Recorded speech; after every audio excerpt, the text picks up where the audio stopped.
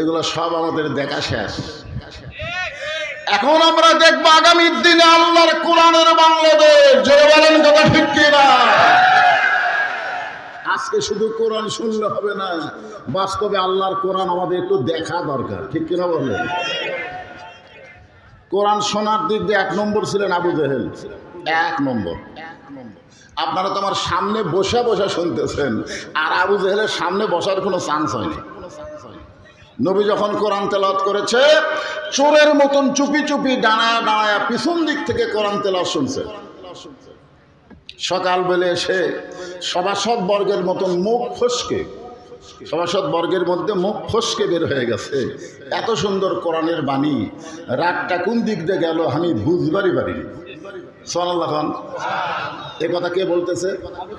আবু জেহেল বলতেছে, এত সুন্দর কোরআনের বাণী, রাতটা কোন দিক দিয়ে গেল বুঝবারই পারিনি।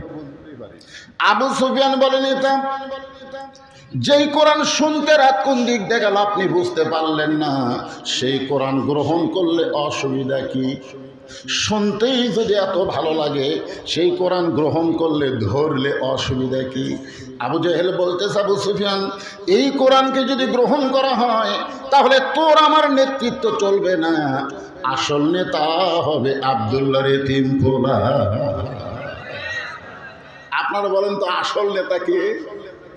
মুহাম্মাদুর, আমার নেতা, তোমার নেতা। যারা বলতেছেন না মুখ বন্ধ করে আছেন, হাসর হবে তামার সানি, উম্মত বলবেন পানি পানি, সেই কঠিন দিনে পানি দেওয়ার সাধ্য কারো নাই। যিনি আমাদের পানি পান করাবেন হাউজে কাউসার থেকে, তিনি হলেন আমাদের নেতা মুহাম্মাদুর রাসূলুল্লাহ। তাহলে আল্লাহর কোরআনকে ধরলে নেতা হবে কে? হায় সর্বনাশ! আজও বাংলাদেশে আবু জেহেলের নেতৃত্ব যারা দিবার চায়, তারা কোনো সময় চায় না আল্লাহর কোরআন দিয়ে বাংলার রাষ্ট্র চলুক। ধরে বলার কথা ঠিক কিনা? আল্লাহর কোরআন দিয়ে বাংলাদেশের রাষ্ট্র চললে আমরা কি পাবো, এইটাকে সামনে নিয়ে ছোট্ট একটা সূরা আপনাদের সামনে আলোচনা করতেছি। সূরাটার নাম হলো সূরা আসর। কি নাম? আসর শব্দের অর্থ হলো সময়। মিশে মায়াই বন্দি থাইকা করলাম কত খেলা, পশ্চিমে তাকায়া দেখো তোমার ডুইবা গেছে বেলা। আপনারা বলেন আমাদের সময় কি শেষ হচ্ছে না বাড়তিছে? শেষ হয়ে যাচ্ছে। খুব খেয়াল করবেন, আমি আপনাদের এলাকায় বিলের মধ্যে ওয়াজ করতাম, তখন আমার দাড়ি সবগুলা কালো ছিল। কালো ছিল না? এখন সেই দাড়িগুলো আর কালো খুঁজে পাওয়া যাচ্ছে না। এক পলকের নাই ভরসা, মিশে সকল আশা, কখন বুঝি দারুণ ঝড়ে ভাঙবে তোমার বাসা। এখানে আল্লাহ সময়ের শপথ করলেন। সময় অত্যন্ত গুরুত্বপূর্ণ একটা বিষয়। বর্তমানে বাংলাদেশে যে সময় চলতেছে, এটা কেমন সময়? কথা কয় না। এক ছোট বাচ্চারে মা নিয়ে আইছে আমার কাছে, হুজুর সবসময় কান্দে, একটু দোয়া পড়ে ফুঁক দেন তো। আমি সূরা ফাতিহা পড়ে ফুঁক দিলাম, ওর কান্না আরো বেড়ে গেছে। মা নিয়ে চলে গেল। কয়েকদিন পরে এসে বলে, হুজুর কি দোয়া করলেন, একটু পানি পড়া দেন তো। আমি আয়াতুল কুরসি পড়ে পানি পড়া দিলাম। ওর মা পানি নিয়ে যা বাচ্চারে খাওয়াইছে, কান্না আরো বেড়ে গেছে। পরে আমারে কইল, হুজুর দোয়া দরুদ দিয়ে আর বাংলাদেশ চলবি না। আমি বললাম, তাহলে তোমার সন্তান কি এখনো কাঁদতেছে? বলে, না হুজুর কাঁদতেছে না, ওর বাপ এক মোবাইল কিনে দিছে, এখন কান্না শুরু করলেই মোবাইল চালু করে দিই আর কান্দে। যেই সময় দোয়া দরুদ দিয়া সন্তানের কান্না থামে না, মোবাইল চালু করে কান্না থামাতে হয়, এই সময় কোনোদিন ভালো সময় হতে পারে না। জোরে বলেন কথা ঠিক কি না? প্রত্যেকটা যুবকদের হাতে একটা করে মোবাইল। আমার কয়, হুজুর একটু সেলফি তুলি, একটু ছবি তুলি। আয় আপনি বলেন, আমাদের এই সোনার যুবকদের চরিত্র যদি ভালো করতে চাই, কোনো ম্যাজিক দিয়ে, কোনো জাদু দিয়ে ভালো করা যাবে না। ভালো করতে গেলে একটা ঔষধ লাগবে। জোরে কোন কথা ঠিক কিনা? আপনারা বলেন তো সে ঔষধের নাম কি? অনুনাজ্জিলু মিনাল কুরআনি মা হুয়া শিফাউ ওয়া রাহমাতুল লিল মুমিনিন। সব সমস্যার সমাধান সবাই বলছেন। কোরআনকে কিন্তু সুপারিশ করতে বলা হবে। আল্লাহ বলবেন, কোরআন তোমার দলে যারা কাজ করছে তাদের সুপারিশ করো। আজকে স্লোগান দিতেও যারা মুখ বন্ধ করে রাখতেছেন, বিপদ পড়ে যাবেন। সবাই একটু জবান খুলে বলবেন। গরম লাগলে কি হবে একটু বলেন। সব সমস্যার সমাধান আল কোরআনের আলো। কি কইলেন? দুই দল হলো, এক দলকে সংসদে, এক দলকে ঘরে ঘরে।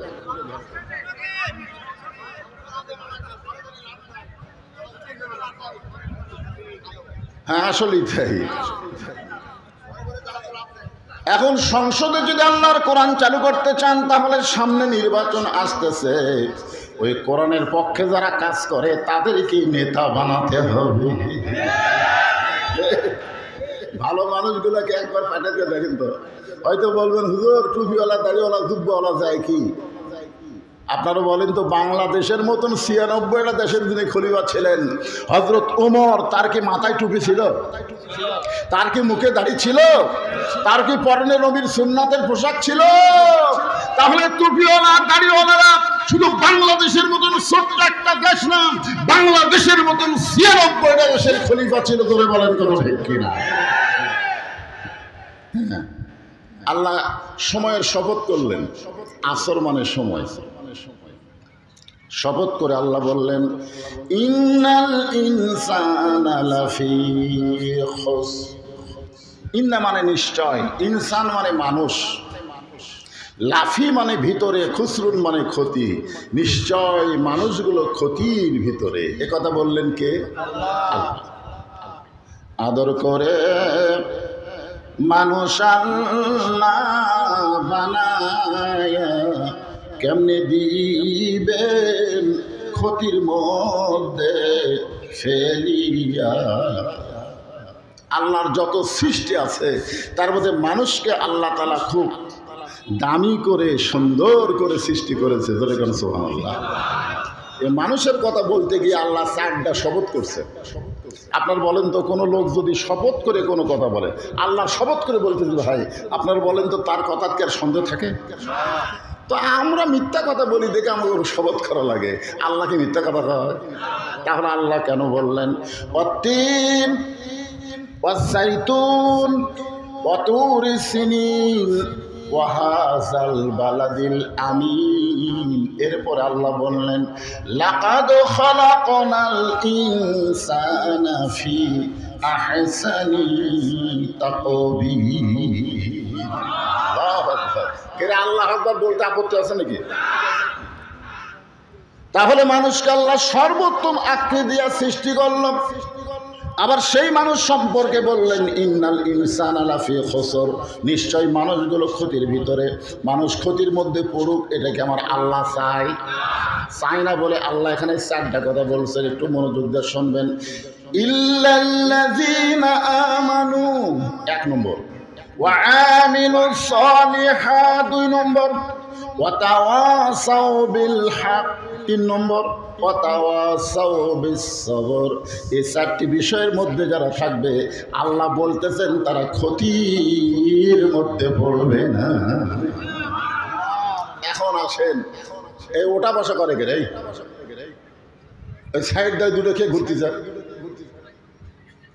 আমি বলছি কোরআনের তাফসীর মনোযোগ দিয়ে শুনতে হবে। মনোযোগ না দিলে বুঝবেন না তো। আল্লাহ কোরআনে বললেন ইন্নামাল মুমিনুনা আল্লাযীনা ইযা যুকিরাল্লাহু ওয়াজিলাত কুলুবুহুম ওয়া ইযা তুলিয়াত আলাইহিম আয়াতুহু যাদাতুহুম ঈমানা ওয়া আলা রাব্বিহিম ইয়াতাওয়াক্কালুন। সূরা আসরের মধ্যে বিষয় হলো 4টা। জোরে বলেন কয়টা? আরো জোরে। জোর হলো না? 1 নম্বর হলো ঈমান। ঈমান যদি না থাকে আপনি যতই ভালো কাজ করেন আল্লাহর দরবারে কবুল হবে না। যার প্রমাণ হলো 3 জন। ধরে বলেন কয়জন? বেঈমান ছিল নবীর চাচা আবু তালেব। অত্যন্ত ভালো মানুষ ছিল, যিনি নবীকে লালন পালন করেছেন। শুধু ঈমান না থাকার কারণে তাকে জাহান্নামের আগুনে ফুটতে হবে। 2 নম্বর হলো দাতা হাতেম তাই, অত্যন্ত বড় দানবীর ছিল, কিন্তু বেঈমান হওয়ার কারণে জাহান্নামে যাইতে হবে। 3 নম্বর বাদশা নওশেরওয়ান, অত্যন্ত ন্যায়পরায়ণ শাসক ছিল, কিন্তু বেঈমান হওয়ার কারণে তাকে জাহান্নামে যাইতে হবে। এখান থেকে প্রমাণ হলো আমরা যতই ভালো আমল করি না কেন, এইটা কবুল করতে গেলে যে এইটা প্রথম লাগবে তার নাম কি? আরো ধরে বলেন নাম কি? 5 ওয়াক্ত নামাজ পড়ে, কিন্তু আবার বলে আমার দয়াল বাবার দরবারেতে কেউ ফিরে না খালি হাতে। আপনার বলেন তো ইমানদার না মুশরিক? আরো জোরে বলেন।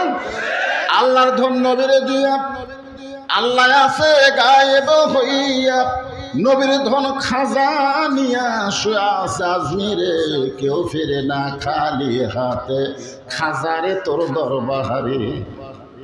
এটা শোনার পরে কি সুবহানাল্লাহ কবে না নাউজুবিল্লাহ কবে? জোরে বলেন।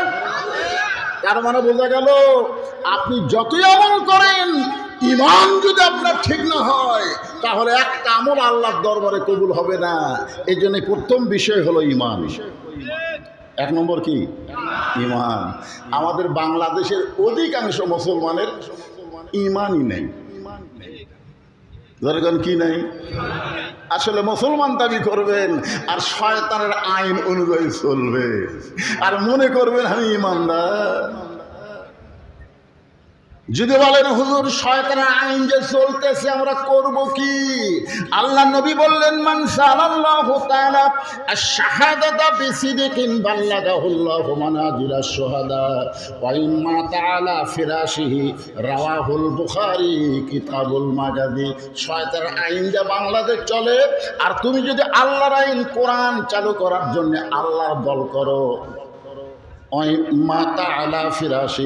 রাসূল বলতেছেন আল্লাহর দল করার কারণে নিজের বিছনায় যদি মৃত্যুবরণ করো, কোরআনের শাসন যদি তুমি দেখবার নাও পারো, এরপর হাসরের ময়দানে আল্লাহ তোমাকে এই কোরআনের দল করার কারণে শাহাদাতের মর্যাদা দান করে দিবে। এখন আপনারা বলেন কোরআনের দল করার দরকার আছে না নাই? আমি কোরআনের শাসন দেখতে না পারলেও আমি কোরআনের একজন কর্মী, এই পরিচয় তো আমাদেরকে দিতে হবে, কাজ করতে হবে। এবার কিন্তু সুযোগ আছে ভাই। গোটা বাংলাদেশ ঘুরে যা দেখতে পাচ্ছি, আগামীতে আল্লাহর কোরআনের সমাজ বাংলার মুসলমান পেয়ে যাবে ইনশাআল্লাহ। দিন দিন মানুষ দেখতেছে খামাখা, শান্তি নাই তো। এই জন্য ঈমানটা ঠিক করা লাগবে। যাকে বিশ্বাস করবো আল্লাহ হিসাবে, তার সমাজ, তার আইন সব আমাদের গ্রহণ করার দরকার আছে না নাই? সাহাবীরা জিজ্ঞাসা করলেন মা হুয়াল ঈমান ইয়া রাসূলুল্লাহ, ঈমান সম্পর্কে আমরা একটু জানতে চাই। আল্লাহ রাসূল বললেন, এই মনোযোগ দিয়ে শোনেন, আল্লাহ রাসূল বললেন ইকরার বিল লিসান, তাসদিক বিল জানান, আমল বিল আরকান, এরই নাম হলো ঈমান। এখানে কয় কথা কইছে? জবানে বলতে হবে লা ইলাহা ইল্লাল্লাহ, শুধু জবানে বললে হবে না, তাসদিক বিল জানান, ওইটা কলিজার মধ্যে জায়গা দেওয়া লাগে। যখন ঈমানকে মানুষ কলিজার মধ্যে জায়গা দেয়, তার চরিত্র কেমন হবে? কেমন ভালো। আপনাদের পাবনারই কৃতি সন্তান মতিউর রহমান নিজামী উকিল এসে বলল, আপনি যদি রাষ্ট্রপতির কাছে দরখাস্ত লেখেন আর রাষ্ট্রপতি যদি আপনাকে মাফ করে দেয়, তাহলে আপনার ফাঁসি হবে না। তাসদিক বিল জানান, কলিজার ঈমান নিয়ে মতিউর রহমান নিজামী বললেন, উকিল তোমার কথা শুনে আমার হাসি লাগতেছে। উকিল বলে, হাসার কথা তো বলি নাই, রাষ্ট্রপতির কাছে বাঁচার দরখাস্ত লেখার বলছি, এখানে হাসির কি? ইমানদার বললেন, উকিল আমি আমার জীবনে 3টা রাষ্ট্রপতিকে ক্ষমতা থাকা অবস্থায় মরা দেখছি, একটা হলো বঙ্গবন্ধু শেখ মুজিবুর রহমান, একটা জিয়াউর রহমান, একটা জিল্লুর রহমান, যারা ক্ষমতার থাকতে নিজেই মারা যায়, কোনো ইমানদার বাঁচার জন্য তাদের কাছে দরখাস্ত লিখবে না। ধরে কোন কথা ঠিক কিনা?